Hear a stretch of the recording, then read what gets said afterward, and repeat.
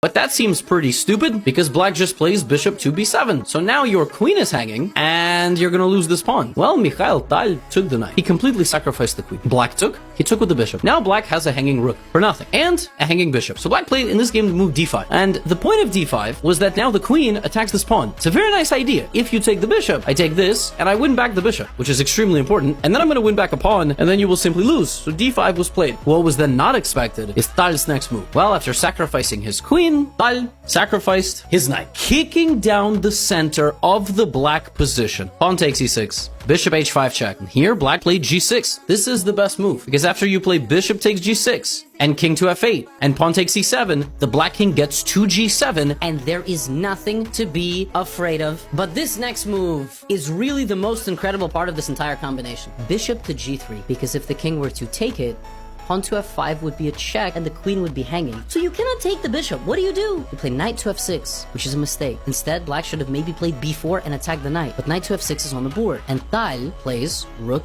e1, threatening the pawn on e6, then the pawn on d5, and then f5 is coming. He leaves the bishop hanging once again. Koblenz plays b4. In this position, Tal played rook takes e6, sacrificing another horse. Black takes. Now we play the move we've been wanting to play all along, pawn to f5. And here on the 22nd move of the game, Koblenz went queen b7. Tal decides, I'm gonna push. Black goes queen d7. The idea of queen d7 is really, really nasty, actually. Queen d7 is designed to take the rook, take and win the bishop. That's a lot, but white doesn't have a lot of pieces left. How do you defend it? You can't defend it. If you go here, that gives black just enough time to blockade you completely. And then if you play bishop e5, well, then I'm taking, and guess what? You've lost the game. You've ran out of ammunition. So queen d7 is played. What is Tal gonna do? Well, obviously, what he's going to do in every single game that he plays, he's gonna sacrifice both of those pieces. He gives them both of them. Bishop e5. Bishop e5 looks like a beginner's mistake. It looks like you brought in these pieces to attack f6, and you simply forgot that the queen could take. Pawn takes e6. You're losing the bishop. Yes, but Tal saw